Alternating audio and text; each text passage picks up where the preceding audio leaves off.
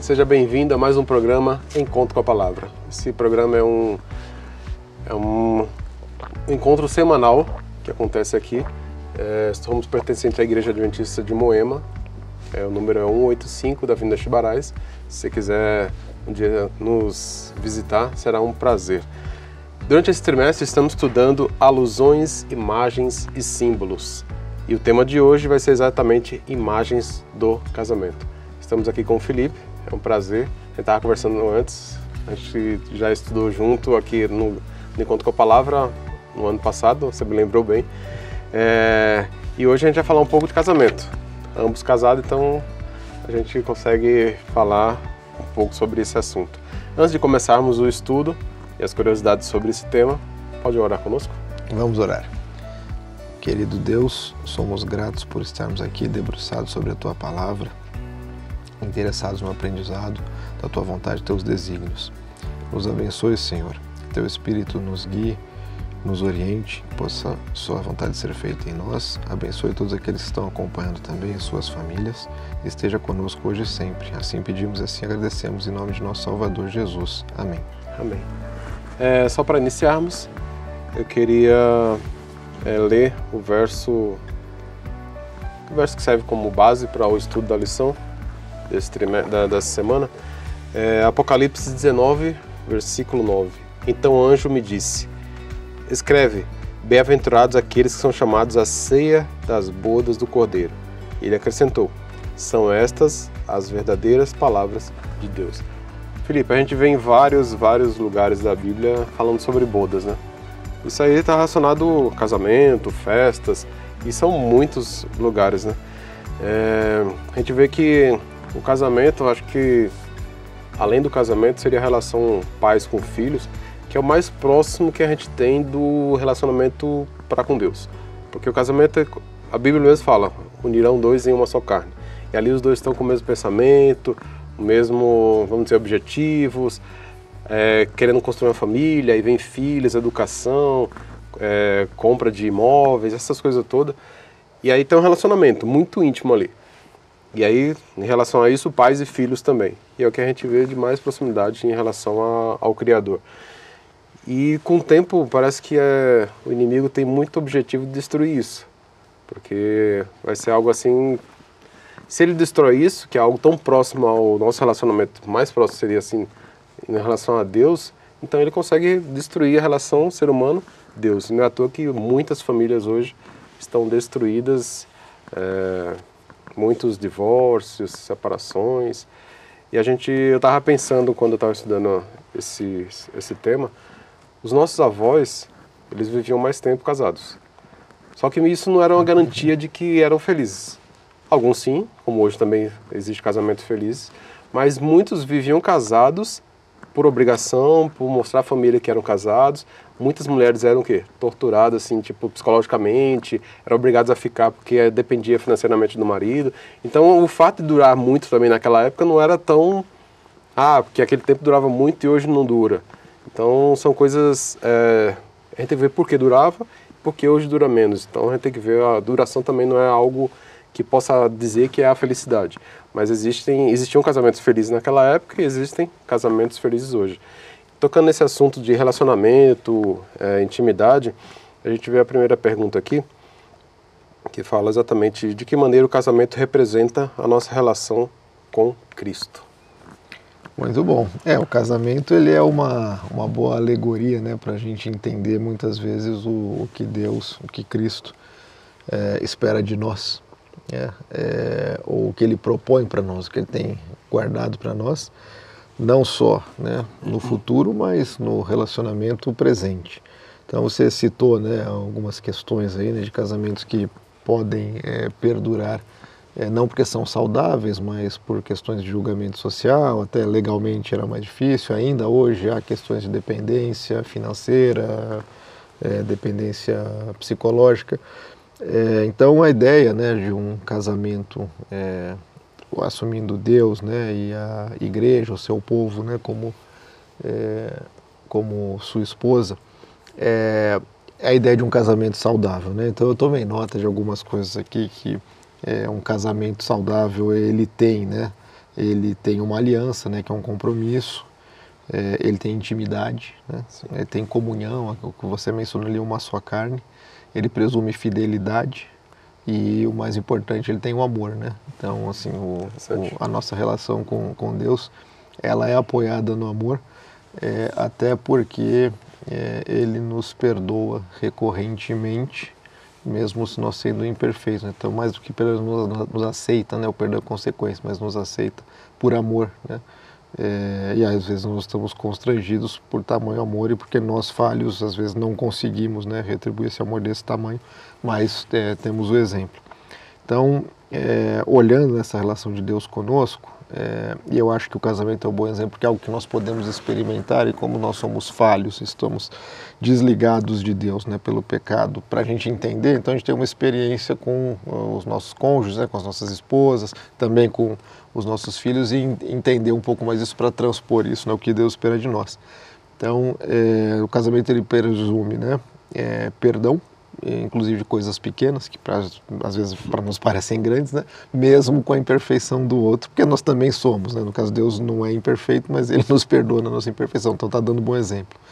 Aceitação, mesmo com as imperfeições da nossa contraparte ali, e se a contraparte também age dessa forma conosco, né? Nós sentimos gratos, acolhidos, então a gente experimenta isso também, né?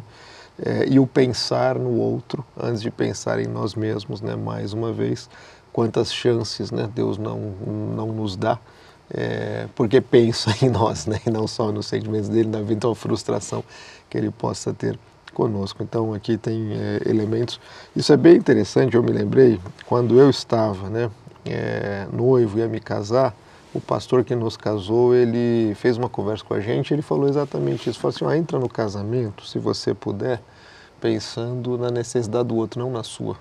E se ela fizer a mesma coisa, né, isso é um princípio, né, que está permeando aqui na nossa igreja, se fizer a mesma coisa, vocês vão ficar bem, né, vão passar bem pelos conflitos. Então, é uma lição, né, muito bonita, porque é a questão de se doar. Então, a ideia de um amor, né, incondicional, um amor que perdoa, um amor que acolhe. E Deus quer ter essa relação conosco. É isso que é uma mensagem aqui muito importante. Ele quer ter essa relação conosco, apesar de nós, né? Por nós e também apesar de nós.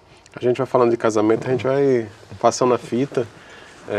Quando a gente vê casamento na Bíblia, a gente vê o noivo, que sempre está pronto, sempre está preparado, sempre está esperando sua noiva, e a noiva que é quem? A igreja. E a noiva adormeceu, aquele negócio das noivas lá, que a metade adormeceu, no fim não entraram, aquele negócio todo, daquela parábola das 10 noivas, aquele negócio todo, e o noivo estava lá dentro da festa, e aí quando apareceu, 5 estavam prontas e 5 não estavam, daquela festa toda. A gente vê que o noivo é o que está sempre esperando a sua noiva. Ele sempre está preparado. Estava me lembrando disso, que aí veio na minha cabeça que eu fui um dos noivos, talvez um dos poucos do mundo, que tenha chegado depois da noiva no casamento. Porque eu organizei toda a igreja, estava envolvido com o negócio, e a noiva, a gente deixou ela exatamente para só se cuidar. Passa um dia de noiva realmente. E aí, eu me lembro muito bem que eu tinha passado em frente à casa da noiva na época, e aí, quando viram meu carro de longe na rua, ela entrou pra dentro correndo, porque não podia ver o vestido e tudo mais. E aí eles contando a história depois, é muito engraçado. Eu estava passando exatamente na casa dela para avisar que eu estava indo para casa tomar banho, ela já estava pronta, e ela conseguiu chegar na igreja primeiro que eu, elas ainda foram dar volta na igreja, porque eu tinha que chegar, todo aquele negócio. Mas isso não é exemplo nenhum, porque o noivo, em relação a Jesus Cristo, ele sempre está pronto. Quando você falou de aliança, outra coisa que veio na minha cabeça, a aliança que existe no casamento, que é entre duas pessoas, aí a gente vê, você é casado, aí você mostra a aliança, né? Eu não uso a aliança exatamente porque eu já perdi inúmeras alianças. Mas você tira a aliança? Tiro. Porque eu tenho que trabalhar e onde eu trabalho é proibido usar qualquer adorno e tudo mais. Então é uma regra de segurança porque é proibido. Então colocar no bolso, tirar, colocar no bolso, tirar, perdi várias alianças. E a última que a gente perdeu foi exatamente uma pessoa veio e tomou da gente, pediu aliança, eu estava dentro do carro e tudo mais. E aí foi a última que, depois dessa, realmente foi um basta. A aliança realmente só de vínculo, coração. É a verdadeira, a de ouro realmente não... E aí a gente fala, o casamento é aquele negócio que a gente não lembra de nada, não sei o quê, mas eu lembro de duas coisas. Como você falou no seu casamento, eu lembro de duas coisas minhas. O pastor falou o seguinte, quando você estiver brigando, que isso sempre vai acontecer nos casamentos, são duas pessoas diferentes, duas famílias diferentes, dois pensamentos, duas cabeças, homem e mulher. Então, tem toda uma diferença para, com certeza, uma hora vai acontecer um atrito, né? Aí o pastor falou, conta até 10, isso foi uma das coisas que ele falou. E a outra é, se você não conseguir contar, enche a boca de água e fica com a boca cheia de água, porque você não vai conseguir retrucar o cônjuge, vamos dizer assim. Então, são duas coisas que ficaram muito gravadas na minha mente relacionadas a casamento. E isso aí vai, lógico, favorecer ao bom relacionamento, né? Quando a gente vem para as bodas do Cordeiro, que é o que a gente mais espera, porque aí está relacionado com a nossa salvação, né? Porque a gente está esperando exatamente essa festa final que é com Jesus Cristo, vamos dizer assim. Então esse eu acredito que seja o nosso anseio, seja também o anseio dos nossos ouvintes, telespectadores que estão assistindo este vídeo, né? Então que Deus possa realmente conceder a salvação para todos, né? A gente possa almejar realmente isso. Eu queria entrar numa outra pergunta aqui, de que maneira a nossa igreja pode se envolver em um adultério espiritual? Porque a gente aqui, na Bíblia a gente vê muito isso. O povo de Israel, como noiva, como igreja, indo se casar, vamos dizer assim, se envolver com outros povos e abandonando Deus. E aí hoje hoje eu não sou Israel povo, literal, mas eu sou um Israel espiritual. Como é que eu posso adulterar espiritualmente, vamos dizer assim? Isso é uma coisa que infelizmente todos estamos sujeitos e acho que ao longo da nossa vida, um pouquinho, né, coletivamente, individualmente, isso acontece. Porque a ideia do adultério, né, que remete à ideia de traição, ela também remete à ideia de falsificação, né? Adulterar é mudar, alterar, né, falsificar. Sim. E não precisam ser coisas grandes, não precisam ser grandes traições. Mas justamente, né, quando você falsifica a sua relação com Deus, você pode até ser protocolarmente alguém que vai à igreja, se declara cristão, mas se você estiver num processo de afastamento, né, de desvio, né, se você tiver práticas idólatras, e isso não necessariamente significa adorar outras entidades, mas adorar coisas do mundo, né? Construir o seu tesouro nas coisas do mundo, né?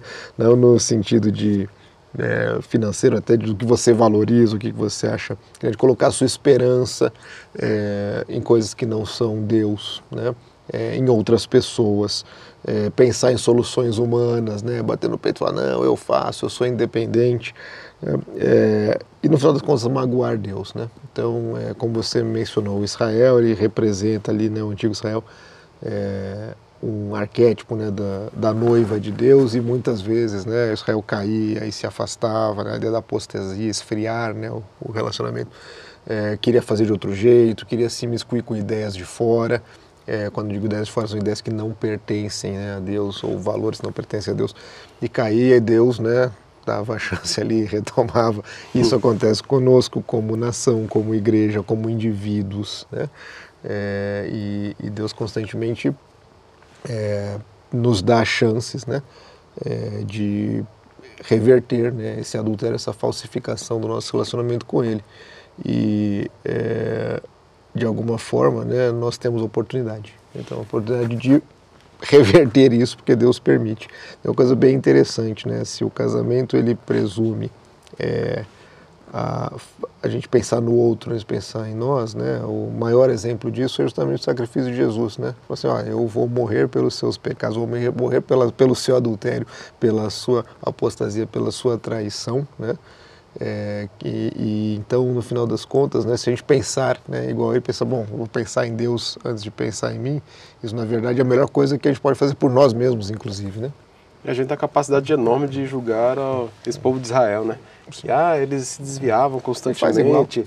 Exatamente, a gente faz igual. Eu estava lembrando um dia desses da pregação do pastor Igor, que foi pastor de Moema um tempo atrás, e ele perguntou para a igreja, quanto tempo você esqueceria de um milagre na sua frente se o mar se abrisse na sua frente? Vamos dizer que você vai para o litoral, qualquer litoral que você goste, e simplesmente o oceano lá se abrir na sua frente. Se você puder passar ali por algum motivo até algum local específico. quanto tempo você esqueceria desse milagre? O povo de Israel foi capaz de esquecer isso até chegar ao próximo problema. O adultério espiritual também é ingratidão, né? Porque as pessoas viram, aí na primeira dificuldade já se revoltam contra Deus, querem fazer diferente, procurar ídolo diferente, né? Exatamente. E aconteceu logo ali, né? Exatamente isso. Aí também, a gente vê que aqui juntando essas duas histórias, que falando sobre noiva, sobre casamento, adultério, a gente vê a história de Ezequiel, no capítulo 16, vai contando uma historinha ali, de uma profecia, vamos dizer assim. Deus pegou o bebê que estava no deserto, cuidou dele, ele foi se tornando bonito, mais bonito, foi crescendo. Isso aqui é a história, uma alegoria só para... E no fim, ele fica adulto, ela fica adulto, a criança, se torna um adulto agora. E aí Deus termina, se envolve com a criança, agora não é criança, é uma adulta agora, né? E é como se fosse cuida, até o ponto de ela serem muito íntimos e agora como se fosse marido e mulher. Então cuidou desde o início, isso relacionado com o povo de Israel. Ó, eu peguei, vocês não eram nada, ninguém queria vocês, eram nus, falava aqui em Ezequiel 16. Eu fui cuidando e quando vocês foram crescendo, foram ficando bonitos, porque eu estava cuidando de vocês, o que aconteceu? Vocês foram para outros povos, vamos dizer assim, para outra pessoa que não gostava de vocês, mas queria só por interesse, por ser, como o título do dia fala aqui, a bela noiva, vamos dizer assim. E aí agora querem, porque é a bela noiva, então agora todo mundo quer. Mas quem cuidou desde o início foi... E aí depois que o povo de Israel se tornou grande, se tornou visível no tempo de Sansão, de Davi, que era uma referência para o mundo, aí todo mundo queria agora, porque tinha um exército, tinha as belezas de riqueza, e aí o povo ia e se afastava de Deus, como se fosse um casamento com outra nação. E aí era como se fosse um adultério espiritual. E aí Ezequiel 16 vai contando esse relato. E aí quando eles estavam enfraquecidos, eles voltavam para Deus. E Deus novamente voltava a cuidar deles, eles ficavam bonitos novamente. E aí o que acontecia? Adultério espiritual. E aí seguindo essa linha, o que aconteceu com Oséias? Deus pede a ele para ele se casar com uma prostituta. Né? E aí a gente mais uma vez vê o adultério aqui. Porque, não, vai lá, busca uma prostituta. Novamente Deus fazendo o quê? Uma ligação, Deus e o povo de Israel. Isso aí acontece até hoje. Sim, a história inclusive está lá, né? Porque nos mostra a mesma relação, né? A traição e a oportunidade de perdoar e de retomar. Sim, então aí a gente vê que hoje, não tratando de povo de Israel, mas tratando de pessoa Anderson, pessoa Felipe, vamos dizer assim, quantas vezes eu me afasto de Deus, né? Pensando individualmente, olhando para a pessoa, olhando para as pessoas que estão nos assistindo e você perguntando para você mesmo, né? Quantas vezes eu me afasto de Deus? Entre aspas, um adultério espiritual. Vou atrás de outras coisas que agradam aos meus olhos, agradam a minha pele, a minha carne, e não exatamente a Deus. E aí eu vou, me afasto. E aí quando eu estou lá no fundo, me perdi, totalmente cheio de consequências, aí eu volto para Deus. E faz a mesma coisa com o povo de Israel, né? A gente faz isso, aí, claro, lógico, cada um tem o seu lado espiritual e sabe, mas vez ou outra eu estou caindo, vez ou outra estou me afastando de Deus, vez ou outra estou buscando meus próprios interesses, né? Felipe, para a gente continuar, Apocalipse 21, de 1 a 4, o que nos garante que os versos que a gente vai ler agora vão realmente se cumprir, né? Apocalipse 21, de 1 a 4, que vem falando sobre, eu vou ler ele aqui só para a gente ressaltar e lembrar o que ele está falando. Apocalipse 21. O livro do Apocalipse é bem profético e fala de várias coisas, inclusive do fim do mundo, né? E vi um novo céu, uma nova terra, porque já o primeiro céu e a primeira terra passaram. O mar já não existe. Eu, João, vi a santa cidade, a nova Jerusalém, que de Deus descia do céu, preparado como o quê? Uma esposa adornada para o seu marido. Isso aqui é muito recorrente na Bíblia, né? E ouvi uma grande voz do céu que dizia: Eis aqui o tabernáculo de Deus, que está com os homens, pois com eles habitará. Eles serão o seu povo, o mesmo mesmo Deus estará com eles e será o seu Deus. E por fim, Deus limpará dos seus olhos toda lágrima. Não haverá mais morte, nem pranto, nem clamor, nem dor, porque já as primeiras coisas são passadas. E aí a pergunta é, o que me garante que isso realmente vai acontecer? Então, essa é uma passagem muito bonita, né? Porque não dá para a gente não se emocionar e não ter uma linda esperança, tanto por conta, né, da cidade, a nação preparada, o povo de Deus preparado para recebê-lo, e as promessas, né, de que não haverá dor, lágrima. Então, efetivamente, assim, isso é muitas vezes um norte, um combustível muito importante para o cristão. Então, vejam, né, em algum momento, né, a corda vai esticar tanto, a gente acha que já viu de tudo, né? Vai esticar tanto que tem que parar, né? Então, assim, Deus sabe disso, né? Então ele já nos sinalizou, né, de que vai acabar com tudo isso. E tem um preço pela infidelidade, né? Tem alguns corações que não vão ter volta, não tem retorno. Então, nesse momento Deus para, destrói, né, tudo que nos separa dele, né? Acaba com o pecado, acaba com o sofrimento. E nós temos certeza, né, de que isso vai acontecer, porque na verdade o preço, né, pela nossa infidelidade, pelo nosso afastamento, o pecado é afastamento, né, é desconexão, o preço disso já foi pago por Deus, né, por meio do seu Filho, né, o sangue de Deus nos comprou, né, então não foi nenhum dinheiro nosso, nenhuma propriedade nossa, não foi nenhuma ação nossa, né? O sangue de Deus nos comprou, né? Ele construiu um plano e deu o seu Filho, né, que venceu, né, o pecado, venceu o mal ali na cruz, tomando para si todo o peso, né, dos nossos pecados, e declarando que estava consumado. Essa é a nossa garantia, né? E aí nosso papel é aceitar, né? Então, assim, eu não quero ser um dos corações sem volta, não, obrigado, né? Com todos os meus defeitos, né? Lembrando, inclusive, todos os meus defeitos. Acho que é nosso papel lembrar diariamente, constantemente, a todo instante, que esse preço foi pago, né? Que estamos sob a graça. E que nós queremos de fato honrar, né, o nosso casamento com Deus, nossa relação, nossa comunhão com Ele. Casamento, como em vários outros lugares da Bíblia, além desse Apocalipse 21, foi uma das primeiras, juntamente com o sábado, instituições estabelecidas por Deus para o ser humano. Adão e Eva não teve ali um pastor que fizesse o casamento, mas Deus estava presente ali e foi os dois que se uniram uma só carne. Deus criou um do outro, aquele negócio da costela e tudo mais, e além disso o sábado. E são as duas instituições bíblicas mais, vão ser confrontadas com o objetivo de sempre destruir. Não é à toa que a gente vê como estão as famílias hoje. Também é um assunto do sábado, que é outro assunto a parte desse, mas falando de família, a gente vê como estão as famílias hoje, né? Totalmente destruídas. E como a gente ouve muito, que a família é a base da sociedade, se a família está destruída, imagina como estará a sociedade, né?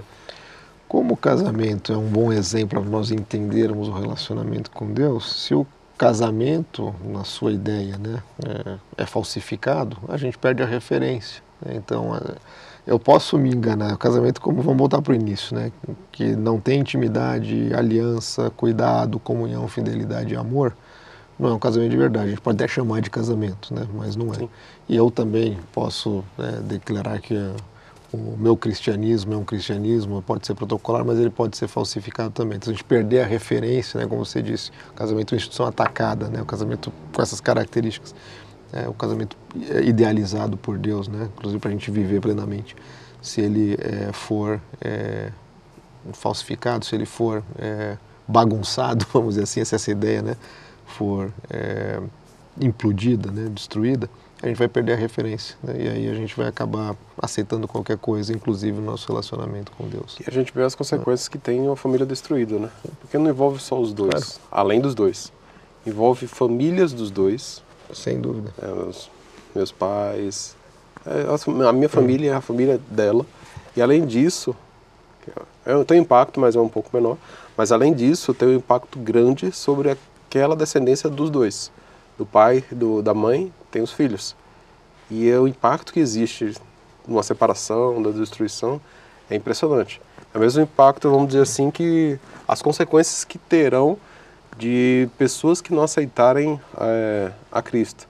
Então vai ser um impacto gigante, porque essas pessoas vão perder exatamente a vida eterna e ter o prazer de estar eternamente com o seu Deus, o seu Criador.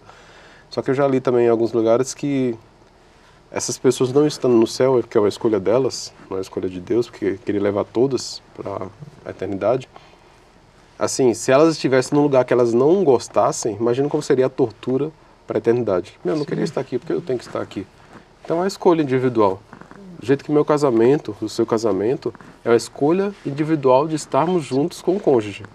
É uma coisa diária, diária. Existem tentações, existe coisas, eu posso seguir meu caminho sozinho, mas é uma escolha diária. Sim. E o fato de amar também é uma escolha. Eu amar a meu cônjuge, amar uma pessoa, a você, amar meu colega, amar meu filho, é uma escolha diária. Eu quero amar. E amar a Deus é a mesma coisa, é escolha diária. Eu escolho amar, assim como Deus nos escolheu amar. Escolhe todos os dias também, porque isso é dele, né? Ele é a fonte de amor. Então, quando eu levo para o lado do casamento, é uma escolha estar junto, é uma escolha amar o cônjuge, é uma escolha amar a minha descendência. Isso aí vai levando. E aí o que eu levo de bom para os meus filhos consequentemente vão levar de bom para a geração deles também. Então isso vai alimentando. E o inimigo destruindo as famílias atualmente, o que acontece? Os filhos já vão... que é aquele negócio meu, a minha referência que era dos meus pais já está aquela bagunça. Então eu agora como pais, imagina como vai ser em relação aos meus filhos. E aí, imagina esses filhos em relação aos seus outros filhos. Então vai se destruindo geração a geração. E isso é o objetivo maior de Satanás, né? Quando a gente vê isso, que a relação mais íntima que existe na Terra, marido e mulher, está destruída, imagina a relação que é em relação a relacionamento com Deus, né? Se humanamente não existe relação, imagina como me relacionar com o Ser Supremo, o Criador. É difícil, né? Então a gente vê que a imagem do casamento destruída aqui na Terra vai ser uma imagem de casamento destruída entre a igreja e o noivo, que é Jesus Cristo. Então a gente vê uma coisa que é a consequência. Então, imagina como estão as famílias hoje. Então, como estão as famílias em relação a Deus? Às vezes nem tem oração nas famílias, né? Porque não tem nem Deus na família, imagina a oração, né? Então, só pra gente ver como tá o relacionamento, como o guia de estudo desse trimestre fala sobre isso, imagens, alusões. Então a gente pega algumas pinceladas de alguns temas da Bíblia, essa semana sobre casamento, e a gente refere-se isso a Deus. Como é que está o relacionamento ser humano e Deus, já que a relação íntima entre marido e mulher está totalmente destruída em muitos lares, né? Sim, e muitas vezes até como uma mentalidade de época, né?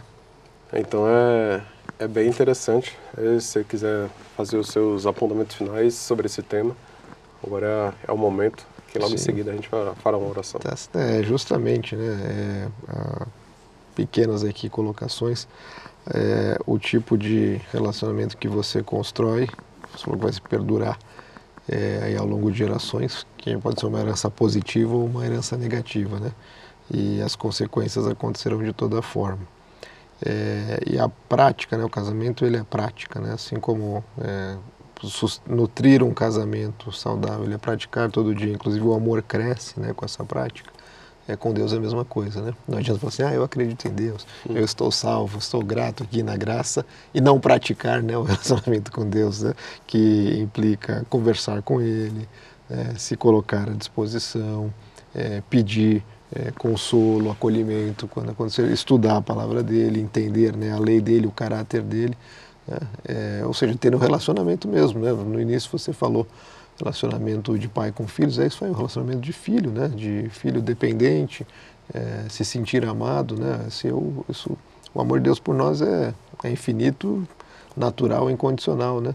O nosso por Deus tem que ser praticado, né? Porque nós somos imperfeitos, então sem prática não há casamento. Eu sei que quando as pessoas estiverem assistindo esse vídeo, com certeza não será o Dia Internacional da Mulher, mas essa semana, hoje foi considerado o Dia Internacional da Mulher, e aí eu fiz lá um café da manhã, antes delas acordarem eu botei o alarme bem antes para preparar o que eu tinha para preparar, e aí as duas, esposa e filha, ficaram surpresas que eu tinha feito e tudo mais. E aí a pergunta, indo para a igreja, foi exatamente por que não existe o Dia Internacional do Homem, né? Até pode ter no calendário, mas não é uma coisa que é comercialmente vendida, vamos dizer assim. Se você olhar na televisão, vai ter um monte de comercial, porque o objetivo ali é vender, tem uma data de venda, né, vamos dizer assim. Mas como relacionamento é interessante porque é uma forma de alimentar sentimentos, vamos dizer assim. Então você pega e prepara algo diferente nesse dia. Para a mulher isso é muito mais forte. Para o homem, vamos dizer que amanhã é o Dia Internacional do Homem, se preparar alguma coisa para mim, beleza, vou gostar. Mas para a mulher isso acho que impacta mais. Então não é à toa que tem a data, né? Então aí o fato de ter o Dia Internacional da Mulher, e talvez, nem sei se tem ou não, não tem o Dia Internacional do Homem, mas é uma coisa de impacto, vamos dizer assim, sentimentos. Para a mulher é muito mais impactante algo, uma surpresa, mais que seja uma coisa simples, mas é um dia dela, entendeu? Então isso está relacionado ao casamento, ajuda, alimenta, nutre, porque aí aquilo é como se fosse reciprocidade, acontece algo de bom em relação a você, você tem a reciprocidade, então aquilo vai alimentando e a base que é o amor continua, né? Porque você está alimentando algo bom. Se chegar no dia, mas para quê? Não precisa disso. Ah, para que esse dia de Internacional da Mulher? Para que trazer presente? Para que preparar uma surpresa, café da manhã, talvez um almoço? Para quê? Então aquilo fere, porque a mulher é mais sentimental do que o homem, vamos dizer, nesse sentido, né? Então, imagina, uma mulher acorda num casamento, hoje aconteceu isso. Então é uma ferida que fica ali, é uma feridinha, talvez amanhã possa ser curada, mas já fica marcado. A cicatriz, ela fica ali marcada. Então é algo que pode futuramente ser... Então são coisas que são alimentadas para o bem, que levam o casamento a uma felicidade, vamos dizer assim. Mesma forma, relacionamento homem e Deus. Ah, não vou orar hoje, não precisa, é só uma oração, para quê? Eu vou sair correndo no meu trabalho. Deus já me ama. Deus já me ama, eu sei que Deus, eu estou ligado a Deus. Ele sabe o que eu penso. Eu vou para a igreja, exatamente, ele sabe o que eu penso, não preciso pedir.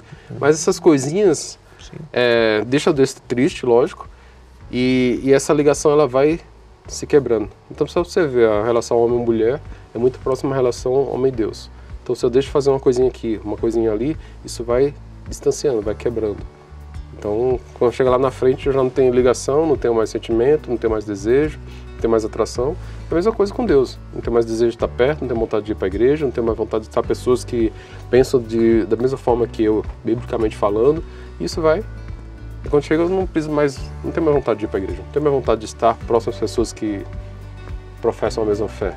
E aí, para que Deus? Então, começa a entrar em relatividade, crenças, aqueles negócios que a gente vê hoje em dia.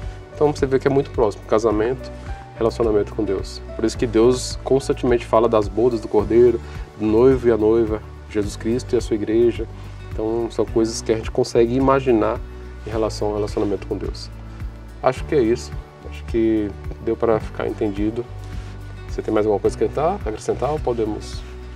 Não, só sugerir, né, que o pessoal veja a lição, leia os textos, né, e tenha a oportunidade de praticar as coisas que a gente está enxergando a importância aqui.